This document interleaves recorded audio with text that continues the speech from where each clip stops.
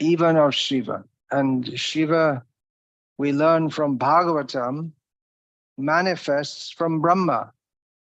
So, Hare Krishna. Shivaratri చాలా ప్రముఖంగా జరుపుతుంటారు ఈ పండుగని భారతదేశంలో.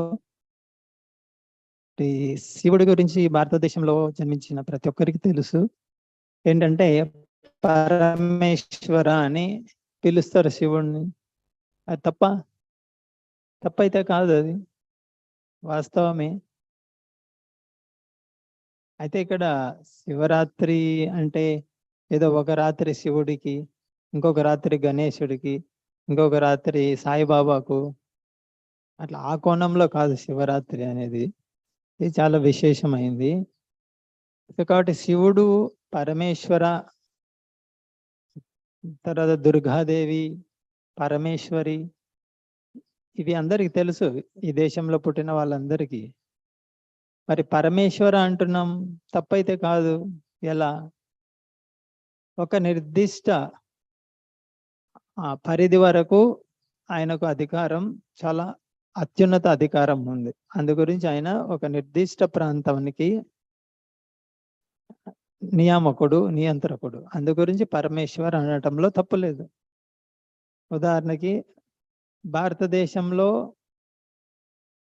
అత్యున్నత సాటిలేని నాయకుడు, నియంత్రకుడు నరేంద్ర మోడీ అనొచ్చు ప్రస్తుతం. తప్పేం లేదు అందులో. అంతేకాని ఆయన దేవాది దేవుడు అనే దానికి లేదు నరేంద్ర మోడీని. అలాగే శివుడి యొక్క స్థితి కూడా మనకు శాస్త్రాల్లో ఉంది. ఆయన పరమేశ్వరే తప్పకుండా, అయితే ఒక పరిధి వరకు. మరి ఆయనకు కూడా కారణం ఎవరు అంటే బ్రహ్మ సంహితలో అనాదిరాదిర్ గోవింద సర్వకారణ కారణం, కృష్ణుడు ఆయనకు కూడా మూలమని ఉంది. Brahma is supreme. As Narad has put his doubt to Brahma, you see, from within this material manifestation, it seems that Brahma is supreme. Even Shiva, no, Shiva comes from Brahma also. So it must be that Brahma is Sarva Karana Karanam. But Brahma is correcting that misconception. And then again, how can Narad have any misconception? He's an eternal associate of the Lord. ఒకనొక సందర్భంలో నారదముని బ్రహ్మదేవుని అడుగుతారు, మీరే కదా సర్వకారణ కారణము, ఎందుకంటే శివుడు కూడా మీ నుంచి వచ్చిన వ్యక్తే, బ్రహ్మ నుంచే ప్రకటన కావడం జరిగింది ఇక్కడ శివుడు. ఆ విధంగా నారదముని బ్రహ్మదేవుడిని సంబోధించినప్పుడు మీరే దేవాది దేవుడు, సర్వ నియంత్రకులు మీరే అంటే బ్రహ్మ చెప్తాడు లేదు తప్పు అది అని. కానీ సాధారణంగా మనం చూస్తే ఇక్కడ ఏంటంటే శివుడు బ్రహ్మ నుంచే వచ్చాడు, బ్రహ్మే సర్వానికి మూలం అనే విధంగా అనిపిస్తూ ఉంటుంది. ఇంకొకటి ఇక్కడ ఏంటంటే నారదముని భగవంతుడి యొక్క శాశ్వత సహచరుడు, ఆయనకు తెలియదా బ్రహ్మ కాదు దేవాదేవుడు అని? How can he be bewildered? ఆయన ఎలా మోహానికి గురయ్యాడు? Brahma is meditating upon Vasudev, who by his maya, by his illusory potency, bewilders what Srila Prabhupada puts in brackets, influences them, and then Srila Prabhupada puts in brackets the less intelligent class of men to call me the supreme controller. Narad didn't exactly call Brahma the supreme controller, but he's stated that, well, it looks like that. But then when I see you meditating, maybe I think maybe it's not, maybe you're not the supreme. And Brahma says, yes, Vasudevaya Dhimahi, I'm meditating upon Vasudev. But how could Narad have the same kind of illusion as the less intelligent class of men? The answer is that he doesn't. Just like Bhaktivinoda Thakur was never in Maya, Srila Prabhupada was never, as he told us, his godbrothers would call him a Pachagrihasta. That was the general description by the sannyasis and brahmacharis and vanaprasthas of the grihasta members of the Gauriya Math, the rotten grihasta, which is not surprising if you read the Bhagavatam, descriptions of Andhakupa and Yan Maitunadi Grihamedi Sukham Hitucham. So, could be said like that. But even though pure devotees may appear to sometimes be in illusion, they're not to be considered ordinary persons. Here, Brahma is ఇప్పుడు బ్రహ్మ ఒకనొక సమయంలో ధ్యానంలో కూర్చొన్నప్పుడు నారద మునికి సంశయం వస్తుంది. మీరేంది ఎవరి మీదనో ధ్యానం చేస్తున్నారంటే మీరు కాదా దేవాది దేవుడు అన్న విధంగా ప్రశ్న వేస్తారు. దానికి బ్రహ్మ లేదు వాసుదేవ ధీమహి, నేను వాసుదేవుడి మీద ధ్యానం చేస్తున్నాను అని సమాధానం చెప్తారు.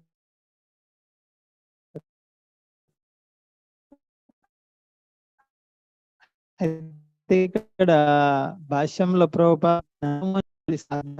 మరి మోహానికి గురి అంటే సాధారణ వ్యక్తి అయి ఉండాలి కదా, నారదముని కాదు.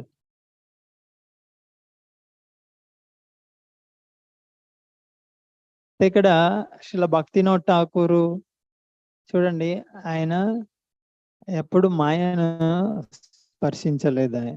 ఆయన జీవితంలో చూస్తే ఆయన ఎన్నో భౌతికమైన కార్యకలాపాలు చేసినట్లు అనిపిస్తుంది, ఆయన మాయలో ఎప్పుడు లేడు. శ్రీల ప్రభుపాద విషయంలో కూడా చూస్తే గృహస్థ జీవనంలో మాయలో ఉన్నట్లు అని అనిపిస్తుంది. కానీ శ్రీల ప్రభుపాద ఎప్పుడు ఒక్క క్షణం కూడా మాయ సంపర్కంలోకి రాలేదు. కొంతమంది శ్రీల ప్రభుపాద యొక్క గురు సోదరులు సన్యాసులు వాళ్ళు అనేవాళ్ళు, గృహస్థ అంటే కుళ్ళిపోయిన గృహస్థ అనేవాళ్ళు. శ్రీల ప్రభుపాదను కూడా అనేవాళ్ళు సాధారణంగా అందరినీ కలిపి. అయితే అది భాగవతంలో ఉంది, అది ఏంటి, గృహం అందకూపం, గృహస్థ జీవనంలో ఉంటే అందకూపంలో ఉన్నారని ఆ విధంగా అనేవాళ్ళు. అయితే శ్రీల ప్రభుపాదను కూడా ఆ విధంగానే అనుకున్నారు భాగవతం చదివి. అయితే శ్రీల ప్రభుపాద కానీ శ్రీల భక్తినోట్ ఠాకూర్ కానీ ఇక్కడ నారదమ్మని కానీ ఇలాంటి శుద్ధ భక్తులు ఎప్పుడు మోహానికి గురి కారు. వాళ్ళు ఒక్క క్షణం కూడా మోహానికి గురి కారు, ఏ స్థితిలో ఉన్నప్పటికీ. అయితే అలా అని మనకు అనిపిస్తుంది అంతే. out that people who are in illusion think that someone else except Krishna is supreme. But he himself famously will doubt Krishna being supreme, and he'll test Krishna. So, muhyanti yat suryaha, he bewilders, and Srila Prabhupada in his translation of this muhyanti yat suryaha at the outset of Bhagavatam specifically mentions even Brahma, who's most intelligent. He's a Brahmana with 4 heads, which is not very many compared to other Brahmas, but it's more than most people.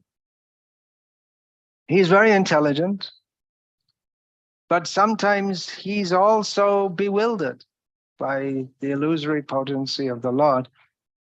ఇక్కడ భగవంతుడి యొక్క మోహగారక శక్తి, మాయా శక్తి చాలా శక్తివంతమైంది, చాలా బలమైంది.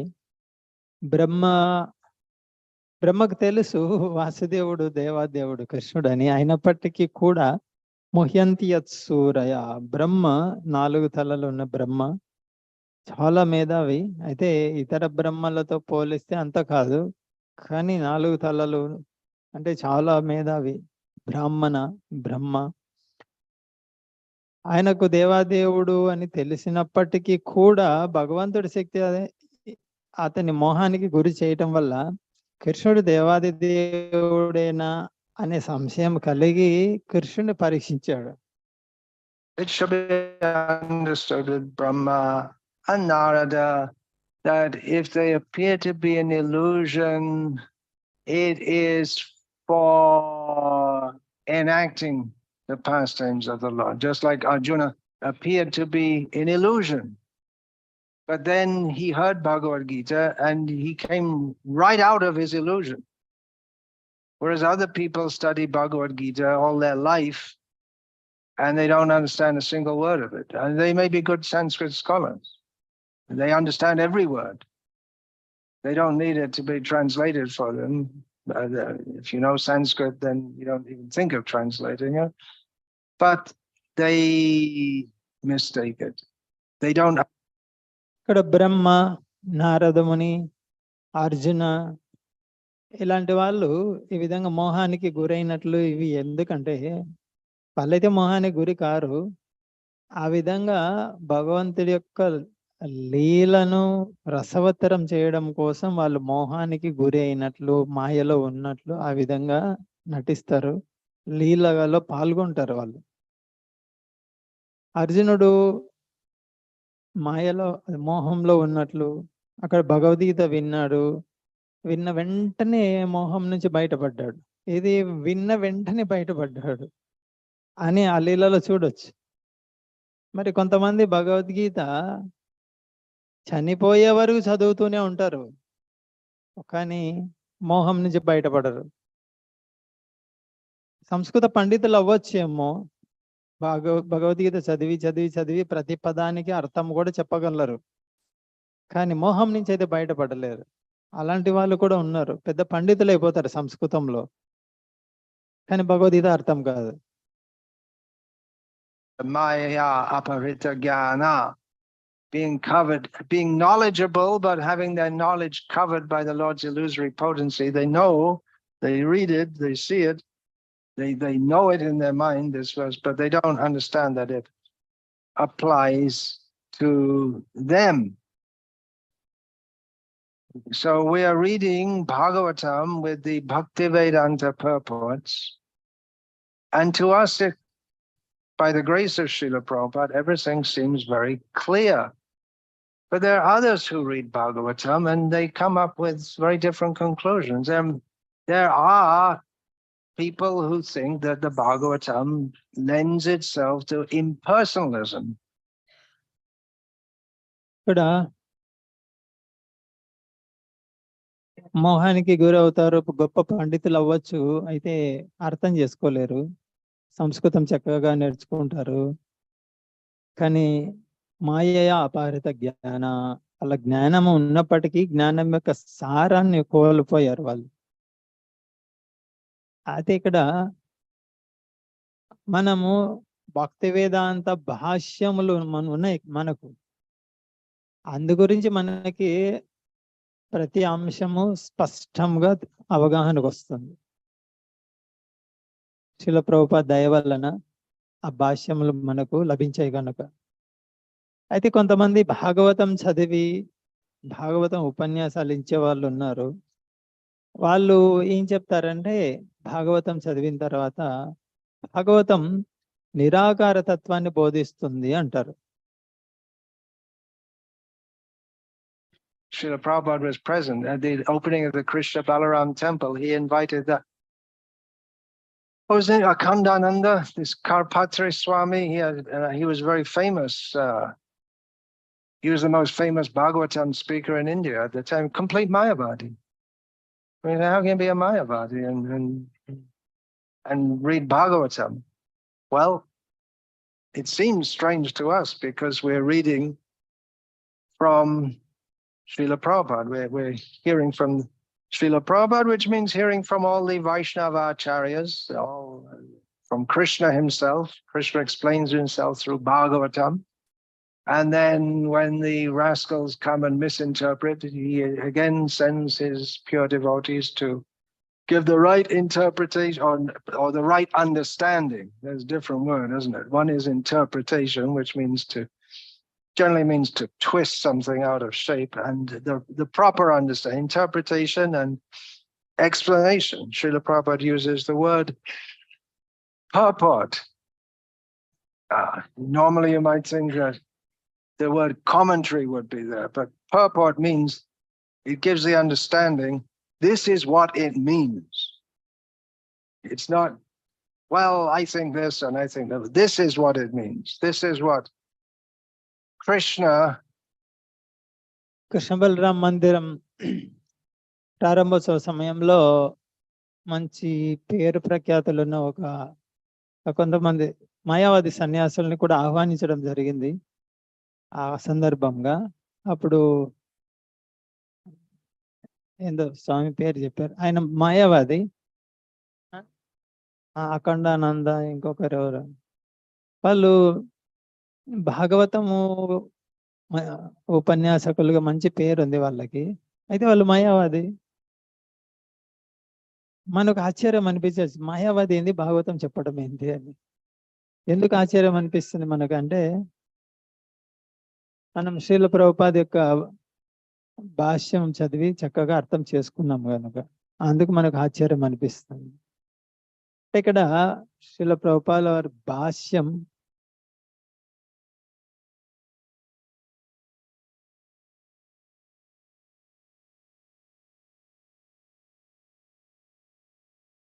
శ్రీల ప్రభుపాద వారి భాష్యం అంటే ఏంటి? ఇక్కడ భాష్యము అంటే ఈ శ్లోకము యొక్క అర్థము ఇది అని అర్థం.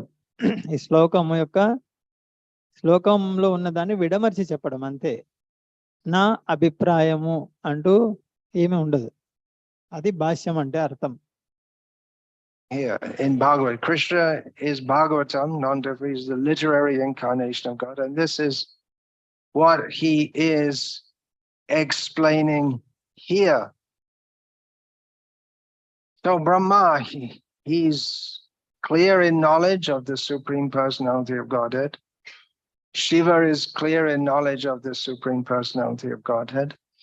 But muhyanti ad suryaha, even someone who is very highly elevated in knowledge and devotion, they can become bewildered. And at this very high level, we can understand, and we do understand from what we've learned from Srila Prabhupada, that illusion which is placed upon very high devotees, that is enacted by the Lord's internal potency for a particular purpose.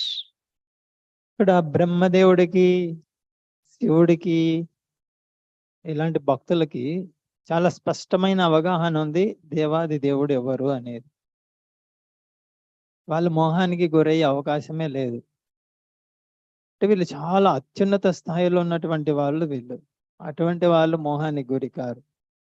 అయితే ఇక్కడ ముహ్యంతి యత్సూరయ, ఎంత గొప్ప వాళ్ళనైనా కూడా మోహానికి గురి చేసే అంత శక్తి ఉంది భగవంతుడి దగ్గర. భగవంతుడి శక్తికి భగవంతుడి శక్తి, మోహకారక శక్తికి అంత బలం ఉంది. అంటే ఇక్కడ ఎలా అర్థం చేసుకోవాలంటే, బ్రహ్మ, శివ ఇలాంటి గొప్ప వాళ్ళు మోహానికి గురి కారు. కృష్ణుడు దేవాదేవుడు అని స్పష్టంగా తెలుసు. కానీ మనకి శ్రీల ప్రభుపాద యొక్క భాష్యములు చదివితే మనకు అర్థమవుతుంది, ఇటువంటి గొప్ప వాళ్ళు మోహానికి గురి అయ్యేది భగవంతుడి యొక్క అంతరంగ శక్తి వల్ల అవుతారు. ఒకానొక కార్యం సిద్ధించడం, ఒకానొక కార్యాన్ని నెరవేర్చడం కోసం ఈ విధంగా జరుగుతుంది. And therefore, when we hear of Brahma himself being bewildered by seeing the beauty of his own creation in the form of his daughter, became lusty and ran after. The description is right there in the Bhagavatam. The Guru, head of our Sampradaya, the description is right there in the Bhagavatam. And Brahma is still accepted as our guru. It's understood there was some purpose in this. But when the sons of Marichi laughed at him for his indiscretion, they had to undergo demoniac births, and it all works out by Krishna's inconceivable potencies. Even Krishna sometimes cursed. Gandhari cursed him. A materialistic scholar reading this will say, yeah, well, that just shows he's subject to others' curses. He's an ordinary.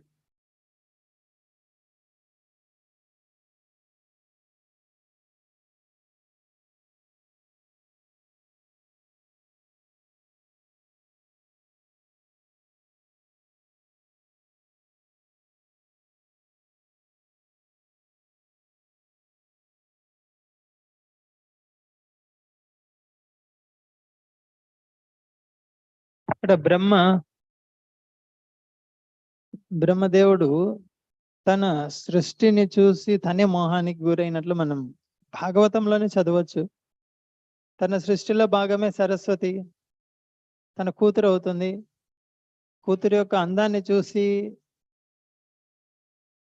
కామానికి లోనైనట్లు ఆకర్షితుడైనట్లు భాగవతంలోనే చదువుతున్నాం మనం.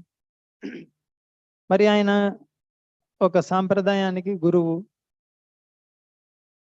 ఇదెలా మన గురువుగానే అంగీకరిస్తున్నాం ఈ రోజు కూడా బ్రహ్మ సాంప్రదాయానికి. ఇక్కడ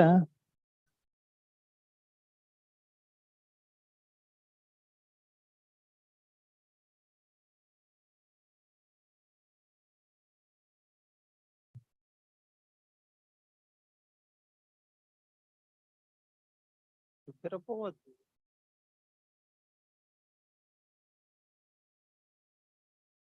Krishna sometimes cursed. Gandhari cursed him. A materialistic scholar. So Brahma ఈ విధంగా సరస్వతిని చూసి మోహానికి గురయ్యాడు. భాగవతంలోనే ఉంది. మరి ఆయన ఒక సాంప్రదాయానికి ఆధ్యాత్మిక సంప్రదాయానికి గురువు. అది మనం భాగవతంలో చదువుతున్నాం. మరి గురువుగా కూడా అంగీకరిస్తున్నాం. తర్వాత కృష్ణుడిని గాంధారి శపిస్తుంది. ఇవి కూడా ఉన్నాయి. భౌతికమైన పాండిత్యం పండితుడైన వ్యక్తి చదివితే భాగవతం చూడు, కృష్ణుడు కూడా సాధారణ వ్యక్తే, గాంధారి శాపానికి గురయ్యాడు కదా. Well, that just shows he's subject to others' curses. He's an ordinary person. So when it says here that he's the supreme controller, Krishna is the supreme controller of the universe. Here, Jagat Gurum, which is generally understood to mean the spiritual teacher of the world, Srila Prabhupada in the word for word explanations has given it to mean the master of the world. So, I lost my point. What was I saying? Anyone alert? More alert than me? Huh? Krishna is subject of the curse, but he's always transcendental. ఇక్కడ కృష్ణుడు గాంధారి శాపానికి గురయ్యాడు.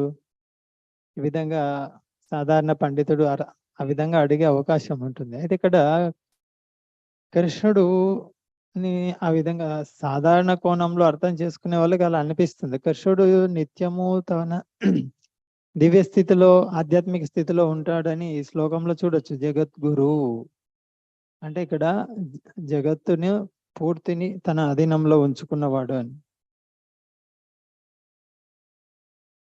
He appears within material nature, and he might appear to be just an ordinary person within material nature, and that is a defining characteristic of the Supreme Personality of Godhead, especially as he appears within this material world. Here Brahma has mentioned one of the qualities of the Supreme Personality of Godhead. He has unlimited qualities. He's unlimitedly beautiful. We have limited ability to appreciate his qualities and beauty, but we're praying that by his mercy and the mercy of his devotees, our ability to appreciate that will be enhanced, unfolded. So Brahma, ఇక్కడ బ్రహ్మదేవుడు ఈ శ్లోకంలో దేవాదేవుడి యొక్క ఒక గుణాన్ని గుణం గురించి వర్ణిస్తున్నాడు. భగవంతుడికి అనేక గుణాలు ఉన్నాయి, అపరిమితమైన గుణాలు. భగవంతుడి యొక్క అందం అపరిమితం, అంతులేని అందం. అయితే మనం ఆ అంతులేని అందాన్ని పూర్తిగా గుర్తించేంత స్థితిలో లేము. అయితే ఆ భగవంతుడి దయ వల్ల, భగవద్ భక్తుల దయ వల్ల మన యొక్క భగవంతుడి యొక్క అందాన్ని గ్రహించగలిగే శక్తి మనలో క్రమక్రమంగా ప్రకటన అవ్వచ్చు. praised Krishna in so many ways, but here he, relevant to the topic at hand, he mentions by whose invincible potency less intelligent person call me the supreme controller or anyone else. ఇక్కడ భగవంతుడిని ఏమని వర్ణిస్తున్నాడు అంటే, ఇక్కడ భగవంతుడి యొక్క శక్తి, మోహకారక శక్తికి గురైనటువంటి వాళ్ళు తెలివి తక్కువ వాళ్ళని పిలువబడతారు. అటువంటి వాళ్ళు నన్ను లేదా మరొకరిని దేవాదేవుడు అనుకుంటారు అని బ్రహ్మదేవుడు చెప్తున్నాడు. As we find in the purport. So this is a defining characteristic of the Supreme Personality of Godhead, by which we should understand his pastimes. As mentioned in Bhagavatam, etad ishanam ishasya prakriti stopi tadgunaina yujyate sadatmastaya yatha buddhistadashraya. This is the godness of God. కాబట్టి మనము భగవంతుడి యొక్క స్థితి మొట్టమొదట అర్థం చేసుకొని ఉండాలి. ఆయన యొక్క దేవాది దేవత్వాన్ని. అప్పుడే మనకు ఆయన యొక్క లీలలు అర్థం అవుతాయి. ఈ లీలల్లో ఈ విధంగా రకరకాలుగా చూసేదానికి సాధారణ వ్యక్తిలాగా అనిపించే విధంగా ఉంటుంది, కానీ సాధారణ వ్యక్తి కాదు. ఇదే ఆయనలో ఉన్నటువంటి దేవాది దేవత్వం, భగవత్వం. This is what makes him God. This is how he's to be understood as God. That even though he enters within material nature and is situated in material nature, but he's not. He's always situated in his own spiritual nature. He's not. భగవంతుడు తను ఈ భౌతిక ప్రపంచంలోకి వస్తాడు, భౌతిక ప్రకృతిలోని కార్యాలు చేస్తూ ఉంటాడు ప్రకృతిలో, కానీ ప్రకృతి వశంలోకి రాడు. ఎప్పుడు తన ఆధ్యాత్మిక స్వభావంలోనే ఉంటాడు. By the qualities of material nature. దీని అర్థం ఏంటంటే భౌతిక ప్రకృతి గుణాలకు లోను కాడు. Here in general means qualities, and in particular means the three modes of material nature. Krishna is always beyond them. And those, this verse of Bhagavatam says, persons who accept this and subscribe to the godliness of God, Krishna, they also become situated beyond the material nature. ఇక్కడ ఈ శ్లోకంలో మరొక వర్ణన ఏమి ఇచ్చారంటే, భగవంతుడి యొక్క దివ్యత్వాన్ని ఎవరైతే అర్థం చేసుకుంటారో, అంటే ఆయన ఈ భౌతిక ప్రకృతిలోకి వచ్చి ఇక్కడ కార్యకలాపాలు చేస్తున్నప్పటికీ ఆయన దేవాది దేవుడే. ఆయన తన స్వీయ ఆధ్యాత్మిక స్వభావాన్ని ఎప్పుడు, తన స్వభావం నుంచి ఎప్పుడు పతనం కాడు అని ఎవరైతే తెలుసుకుంటారో వాళ్ళు కూడా ఈ మూడు గుణాలకు అతీతులు అవుతారు. Intelligence to remain situated beyond material nature. So this is being established here in this second canto of Bhagavatam. Here this chapter is entitled The Cause of All Causes. We have in Gita, Aham Sarvasya Prabhavo Matasavang Pravartate. Krishna is the cause of all causes, summarized in this verse which Srila Prabhupada translated, Sarva. ఇక్కడ భగవద్గీతలో కూడా ఉంది అహం సర్వస్య ప్రభువు. ఇక్కడ ఇందులో కూడా సర్వకారణ కారణం భాగవతం 2వ స్కందము మనకి నిర్ధారణ ఇస్తుంది. అందులో ఇప్పుడు చదువుతున్న అధ్యాయం సర్వకారణ కారణం, అధ్యాయం పేరు కూడా. ఇక్కడ కృష్ణుడి అన్నింటికి మూలం అనేది ఇక్కడ స్పష్టంగా అర్థమవుతుంది. Karanam, the cause of all causes. So in some Shastric statements, a lot is packed in, and in other Shastric descriptions, it's fluffed out. So Sarva Karana Karanam, how Krishna is the cause of all causes, is the subject matter of this chapter. And it's the subject matter of the first statement of Bhagavatam. కొన్ని శాస్త్రాల్లో చాలా నిగూఢంగా ఉంటుంది కృష్ణుడు దేవుడు అనేది. కొన్ని శాస్త్రాల్లో చాలా విపులంగా వర్ణించబడి ఉంటుంది. ఇక్కడ ప్రస్తుతం మనం చదువుతున్న అధ్యాయంలో సర్వకారణాలకు కారణుడు భగవంతుడు అనేది స్పష్టంగా ఇక్కడ ఉంది. ఏదైతే భాగవతం ఆరంభంలో ఉందో వాక్యము, దాని యొక్క వివరణ ఈ అధ్యాయంలో ఉంది. ఇక్కడ అదేంటి? జన్మాద్యస్య యతః, దానికి ఈ అధ్యాయం వివరణ ఇస్తుంది. The supreme truth, satyang parang dhimahi, to be meditated upon. Again, dhimahi comes in this verse, to be meditated upon the supreme truth, who is the cause of all causes, who is the maintainer of that which is caused, and who also causes that which is caused, which comes into being to cease being in being. In other words, by him, through him, creation, maintenance, and destruction of the material world are affected. So that's in relation to the material world. And the first verse of Bhagavatam, as Srila Prabhupada presents it to us, it can be translated in or unpacked in various ways. Bhaktistan Saraswati Thakur lectured for 1 month on this one verse, minimum 2 hours every day. ఇక్కడ జన్మాద్యస్యత అనేది ఇక్కడ భగవంతుడు సృష్టి, లయ, స్థితి ఇవన్నీ కూడా భగవంతుడి మీద ఆధారపడి ఉన్నాయి అనేది ఇక్కడ ప్రభుపాద వివరించారు. అయితే ఇక్కడ జన్మాద్యస్యత అనే దానికి మనకి ఇక్కడ ఇచ్చిన వివరణ ఏంటంటే భగవంతుడే ఈ సృష్టి, స్థితి, లయ అన్నింటికి మూల కారణుడు అని. అయితే ఈ జన్మాద్యస్యత అనేటువంటి శ్లోకాన్ని అనేక విధాలుగా వర్ణించవచ్చు. దీనికి శ్రీల ప్రభుపాద స్వయంగా చెప్పారేంటి? వాళ్ళ గురువు గారు ఈ శ్లోకం మీద 1 నెల రోజులు ఉపన్యాసం ఇచ్చారు, ప్రతిరోజు కనీసం 2 గంటలు తగ్గకుండా. దీని నుంచి ఏమర్థమవుతుందంటే ఈ శ్లోకంకి అనేక కోణాలలో అర్థం చెప్పుకోవచ్చు అని తెలుస్తుంది. Packed in various ways.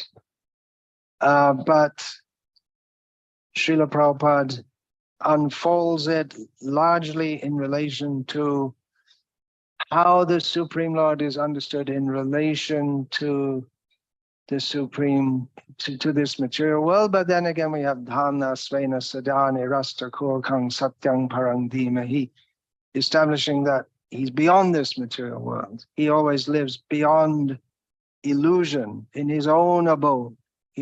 ఇక్కడ ఈ శ్లోకానికి శ్రీల ప్రభుపాదుల వారు ఈ భౌతిక ప్రపంచ కోణంలో దేవాది దేవుడు, దివ్యమైన వాడు, సృష్టి, స్థితి, లయ ఆయన మీద ఆధారపడి ఉన్నాయి అంటే భౌతిక ప్రపంచ కోణంలో ఈ శ్లోకాన్ని వర్ణించారు. అదే సమయంలో ఆయన దేవాది దేవుడు తన స్వధామంలోనే ఉంటాడు, ఎప్పుడు భౌతిక ప్రకృతికి లోను కాడు అని భగవంతుడి యొక్క దివ్యత్వాన్ని కూడా ఈ శ్లోకంలో వివరించారు. Supreme truth. And the second canto of Bhagavatam, unpacks this, explains this in more detail. Narada is inquiring, making relevant inquiries, showing, we may say, why is Narada confused? He's showing the importance of inquiring to try to understand things properly, and he's inquiring about the proper subject for inquiring. We find in the Bhagavatam that this is much appreciated. Sutta Goswami appreciates the Munaya Sadhu Prishto Ham. You're asking very nice questions. ఇక్కడ ఈ అధ్యాయంలో చూస్తే నారదమని ప్రశ్నిస్తున్నట్లు ఇక్కడ తెలుస్తుంది. ఇక్కడ ఏమర్థమవుతుందంటే మనం ఆధ్యాత్మిక విషయాల గురించి ప్రశ్నలు వేసి తెలుసుకోవాలి. కాబట్టి ఇక్కడ సూత గోస్వామి కూడా ప్రశంసిస్తున్నారు ఇక్కడ ఏది సవనకాది ఋషుల్ని, మీరు చాలా మంచి ప్రశ్న వేశారు అని. అంటే ఇక్కడ నారదముని ప్రశ్నలు వేసి తెలుసుకుంటున్నారు, శౌనకాది ఋషులు ప్రశ్నలు వేసి తెలుసుకుంటున్నారు, విచారణ చేస్తున్నారు. అంటే మనం నేర్చుకోవాలి, ఆధ్యాత్మిక విషయాలు మనం తెలుసుకోవాలంటే విచారణ చేయాలి, ప్రశ్నలు వేయాలి, వినయంతో తెలుసుకోవాలి అని మనకు నేర్పిస్తున్నారు ఇక్కడ. He says, and then Shukadev says to Parikshit, you're asking very good questions, which lead to discussion of Krishna. అలాంటి ప్రశంసయే సుఖదేవ గోస్వామి కూడా పరీక్షిత్ మహారాజుని చేశారు. రాజా, మీరు చాలా మంచి ప్రశ్న వేశారు. ఎటువంటి ప్రశ్న అంటే ఇది కృష్ణ కథకు సంబంధించిన ప్రశ్న. దీనికి సమాధానం మనం చెప్పుకోవాలంటే అది కృష్ణ కథ వైపు దారి తీస్తుంది. అంత మంచి ప్రశ్న వేశారు మీరు. Life is meant for asking questions. Jivasya tattva jignasa. We should live for the sake of inquiring into the ultimate truth. కాబట్టి మానవ జీవితం ఉండేదే తత్వ విచారణ చేయడానికి. పరతత్వం అంటే ఏంటి? What truth is explained in Bhagavatam, taking us up to the 10th canto, taking us up to the Rasa Leela and other pastimes of Krishna. But beginning at the beginning, here in the 2nd canto, with discussion of Krishna being the Supreme Personality of Godhead, largely as we can understand from our vantage point here in the material existence.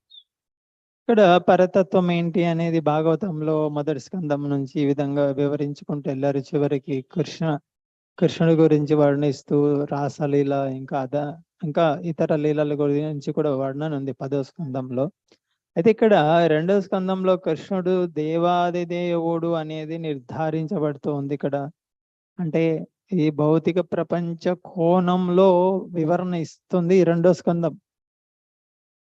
If immediately the transcendental pastimes of Krishna are explained without first establishing that Krishna is the supreme in all respects, then certainly there'll be those pastimes will certainly be misunderstood. ఈ భౌతిక ప్రపంచ కోణం నుంచి చూస్తే కృష్ణుడు దేవాది దేవుడు, సర్వ నియామకుడు, సర్వ నియంత్రకుడు అనేది ఇక్కడ నిర్ధారణ అవుతుంది. అయితే కృష్ణుడు సర్వ నియంత్రకుడు, సర్వ నిర్ధారకుడు, దేవాది దేవుడు అని అది ఎందుకు వర్ణించవలసి వచ్చింది? ఇక్కడ ఒకేసారి రాసలీలలు, కృష్ణలీలలు అవి చెప్పొచ్చు కదా. అవును, అలా చేస్తే ఏమవుతుందంటే కృష్ణుడు సాధారణ వ్యక్తిలాగా అనిపిస్తుంది. ఆ రాసలీలలు కానీ ఇతర కృష్ణలీలని అర్థం చేసుకోలేక మోహానికి గురవుతారు. అందు గురించి మొట్టమొదట 2వ స్కందంలోనే కృష్ణుడి యొక్క దేవాది దేవత్వం ఇక్కడ నిర్ధారించబడుతుంది. Of course, Parikshit would not have misunderstood because he's a devotee from the very beginning, but others present will not. There are others present in the assembly of Shukadeva and Parikshit, and so many others after, because Shukadeva, he was speaking what is that? Tanmunia, what is that? He enters into the hearts of all living beings. No, Vaishnava. Tansa. She is Tansarva Bhuta Hridayam Munimanatosmi. Yeah, he is that Muni who can enter into the heart of all living beings. So this Bhagavatam is meant for all living beings. It's stated at the beginning of Bhagavatam. It's ఇక్కడ పరీక్షిత్ మహారాజు రెండవ స్కందంలో అడుగుతున్నారు కృష్ణుడు యొక్క వర్ణన. కృష్ణుడు పరీక్షిత్ మహారాజుకి తెలీదా? తెలుసు, ఎందుకంటే ఆయన జన్మతః భక్తుడు. ఆయనకు తెలుసు కృష్ణుడు దేవాదేవుడని. మరి ఇక్కడ అటువంటి ప్రశ్నలు ఎందుకు వేశారు అంటే ఆయన కోసం కాదు. ఆ పరీక్షిత్ మహారాజు, సుఖదేవ్ గోస్వామి ఉన్నటువంటి సభలో ఇతరులు చాలా మంది ఉన్నారు కృష్ణుడు దేవాదేవుడు అని తెలియని వాళ్ళు. వాళ్ళ కోసమే కాదు, భవిష్యత్ తరాల వాళ్ళ కోసం కూడా. దీనికి మరొక శ్లోకం ఉంది సుఖదేవ్ గోస్వామిని గురించి వర్ణిస్తూ. ఆయన ఎటువంటి ముని అంటే అందరి హృదయాల్లోనికి చొచ్చుకొని వెళ్ళగలడు అని వర్ణించే శ్లోకం ఉంది సుఖదేవ్ గోస్వామి గురించి. అంటే దీని అర్థం ఏంటి? ప్రతి జీవుడి కోసము భాగవతం ఉద్దేశించబడి ఉంది అని. Paramahamsa Samhita, not for envious people. ఎవరి కోసం ఈ భాగవతం అంటే పరమహంస సంహిత, అసూయ గల వాళ్ళ కోసం కాదు Bhagavatam. Especially meant for the Paramahamsas, those who are not envious. What is that? Not envious? Nirmat Saranam, Satam. And elsewhere we have Sadhava.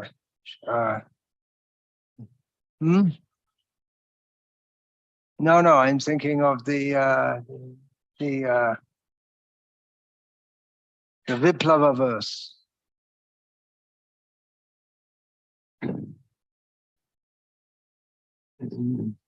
No, the Viplava verse. Tadvag visargo janatargo viplavaha yasmin pratishlokam abhadavatyapi namanyanantasya yashonkitani yach Shrinvanti, Gayanti, Grinanti, Sadhava. Srila Prabhupada translates Sadhava here, the sadhus, as purified men who are thoroughly honest. So that's who Bhagavatam is meant for. But it's also meant for me and every jiva, especially in the human form of life. ఇక్కడ జనతాగ విప్లవ అనేటువంటి ఆ శ్లోకంలో ప్రభుపాద వర్ణిస్తారు. శృణ్వంతి గృణంతి గాయంతి సాధవ. ఎవరి కోసం ఇది ఉంది అంటే ఎవరి హృదయం అయితే పూర్తిగా శుద్ధం అయిపోయిందో వాళ్ళ కోసం ఉంది అని అక్కడ అర్థం వస్తుంది. వాళ్ళ కోసం ఉంది, నాలాంటి వాళ్ళ కోసం కూడా ఉంది, ప్రతి జీవాత్మ కోసం కూడా ఉంది Bhagavatam. Because anartho pashamang sakshat bhakti yogamad hoksaje lokasya janato vidvangs chakre satvata sanghitam. We're stuck in this material world, suffering birth after birth. We don't know it, and therefore, but we can be relieved from this by direct devotional service to Adhokshaja, who is the Supreme Lord beyond material reckoning. But people don't know this, therefore, Vyasadeva compiled this Satvata Sanghita, Srimad Bhagavatam, for the conditioned souls also. Hare Krishna. సమయం 9 అయింది. ఇంకా 16 నిమిషాలు ఉంది. చాలా ఆసక్తికరమైన శ్లోకం. సరే, ఎవరు ప్రభుపాద లీలామృత ఈరోజు ఉన్నారా? మీరేనా? ఓకే. श्रीमद् भागवतम की जय, श्रील भक्ति का स्वामी महाराज की जय, श्रील प्रभुपाद की जय.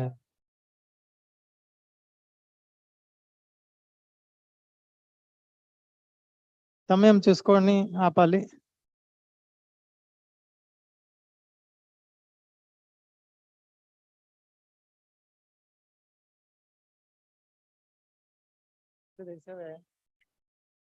కళ్ళు తెరిచావే.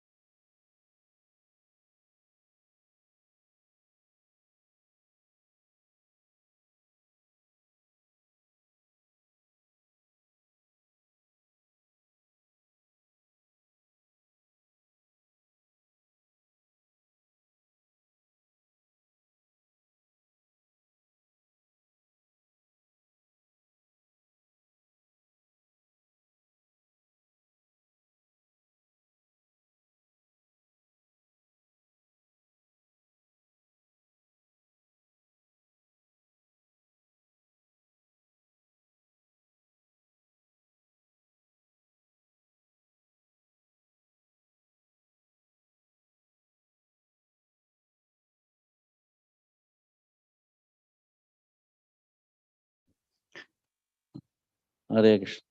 ప్రభుపాదుల వారి గురించి చూడకుండా చెప్పడం అనేది పాలక మండలి ఆదేశం. కానీ నాది ఒక వింత సమస్య ఏమిటంటే చదివిన దానిని జ్ఞాపకం పెట్టుకోవడం కానీ దానిని అనర్థలంగా వివరించే చాకచక్యం కానీ నాకు లేని కారణంగా మిగతా వారలా నేను చెప్పలేను, వారలా నేను వివరించలేను. నా నిస్సహాయతను అర్థం చేసుకొని చూచి చదివే నా ప్రయత్నాన్ని ఆమోదిస్తారని నమ్మకముతో మీ పాదపద్మముల చెంత నివేదిస్తున్న ఈ విన్నపాన్ని ఆమోదిస్తారని ఆశిస్తున్నాను. నన్ను అందరూ కవి అంటారు, కానీ కవి అంటే నేను కవిని కాను. కానీ కవి అంటే ఆసువుగా పదాలను కూర్చడము, దానిని వివరించడము. కానీ నేను ఆసువు కవిని కాదు, ఆలోచించి వ్రాసి చూసి చదివేవాడిని. కాబట్టి చూసి చదివేదానికి మళ్ళీ అనుమతి కోరుతున్నాను. మే 1971 శ్రీల ప్రభుపాదుల వారు సుదీర్ఘమైన ప్రపంచ యాత్రను తలపెట్టారు. ప్రభుపాదుల వారు కొన్ని నెలల పాటు విస్తృతంగా పర్యటించాలని పథకం వేసుకున్నారు. ఆస్ట్రేలియాకు, మలేషియాకు వారు తమ శిష్యులను పంపించారు. విలేకరులు ప్రభుపాదుల వారిని చూడగానే ఎంతో ఆసక్తితో ముందుకు వచ్చారు. ఒకరు ప్రభుపాదుల వారిని మీరు ఆస్ట్రేలియాకు ఎందుకు వచ్చారో చెప్పమని అడిగారు. దానిని ప్రభుపాదుల వారు ఒక వర్తకుడు ఎలా ప్రతి చోటకు తిరుగుతారో అలాగే తాము అన్ని చోట్లకు తిరుగుతున్నామని ప్రభుపాదుల వారు మృదువుగా జవాబిచ్చారు. వర్తకుడు ఎక్కడికైనా వెళ్ళి తమ వస్తువులను కొనే వారి కొరకు ఎలా వెతుక్కుంటారో అలాగే ప్రభుపాదుల వారు తమ సందేశాన్ని అంగీకరించగల బుద్ధిమంతులు ఎవరైనా ఉన్నారేమోనని వెతుకుతూ ప్రసంగిస్తున్నారు. ప్రభుపాదుల వారిలా అన్నారు, ఆస్ట్రేలియాకు కూడా అందుకే వచ్చాను. ఇది ఆస్ట్రేలియా అంటూ ప్రభుత్వాలు సరిహద్దు రేఖలను ఏర్పరిచినను మేము ప్రతి చోటను శ్రీకృష్ణుని నేలగానే భావిస్తాను. అక్కడి శిష్యులకు కృష్ణ చైతన్యం గురించి చాలా తక్కువ తెలుసునని ప్రభుపాదుల వారు గ్రహించారు. ప్రభుపాదుల వారి ద్వారా ఆస్ట్రేలియాకు పంపబడిన ఉపేంద్ర బలిమర్దన్ను అక్కడి కేంద్రాలను ప్రారంభించి అక్కడి కార్యక్రమాలను నిర్వహించుటకు అనుభవం లేని శిష్యులను అక్కడ ఉంచి ప్రచార నిమిత్తము వేరే చోటికి వెళ్ళిపోయారు. ఎప్పుడో ఒకసారి వచ్చి చూసిపోయేవారు. అక్కడి వారికి అనుభవం లేకపోయినా ఏదో విధంగా మందిరాన్ని నిర్వహించసాగారు. సిడ్నీ మందిరంలోని శిష్యులకు చక్కగా ప్రసంగించుట, ప్రసాదం తయారు చేయుట, విగ్రహారాధన వంటి ఎన్నో విషయాల గురించి వారికి ఎక్కువగా తెలిపారు. వారు రచించిన భగవద్గీత యథాతథం గ్రంథంలోని కొన్ని భాగాలను చదివి వినిపించేవారు. వారి దగ్గర భగవద్గీత కూడా ఒక్కటే ప్రతి ఉండేది. అయినప్పటికీ ప్రభుపాదుల వారి పట్ల ప్రగాఢ విశ్వాసము, శ్రీకృష్ణ భగవానునితో ప్రత్యక్ష సంబంధము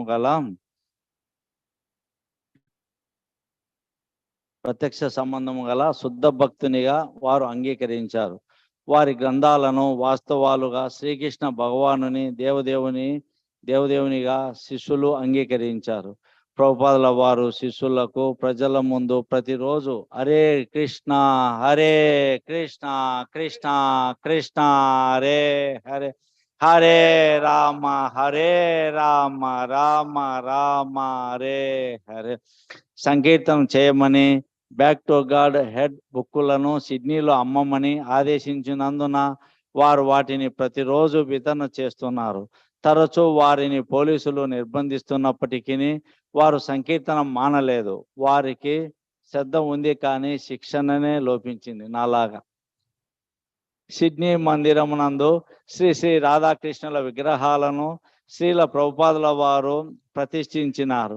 ప్రభుపాదుల వారు మందిరంలోని ప్రతి ఒక్కరికి వారిలో కొందరు వారం రోజుల క్రితమే చేరి కృష్ణ చైతన్యం గురించి తెలుసుకుంటున్న వారికి, మందిరంలో ఉండని వారికి, ఎప్పుడో వచ్చి ఏదో ఒక సేవ చేస్తున్న వారికి కూడా దీక్షలను ఇచ్చారు.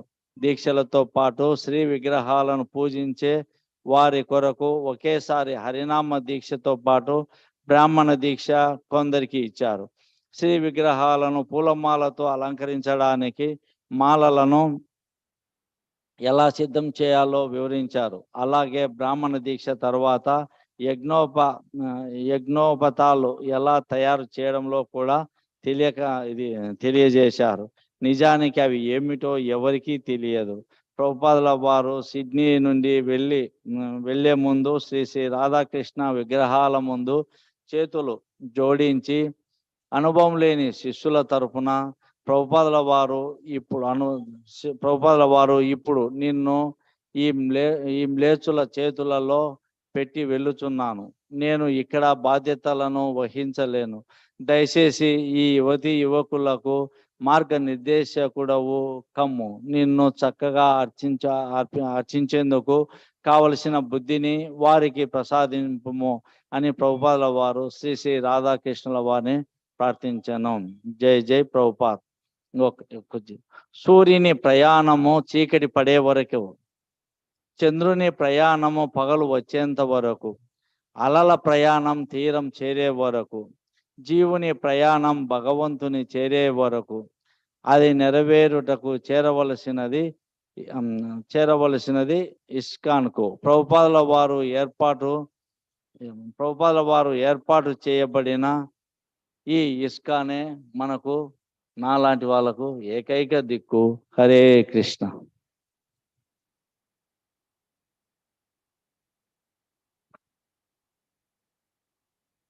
జై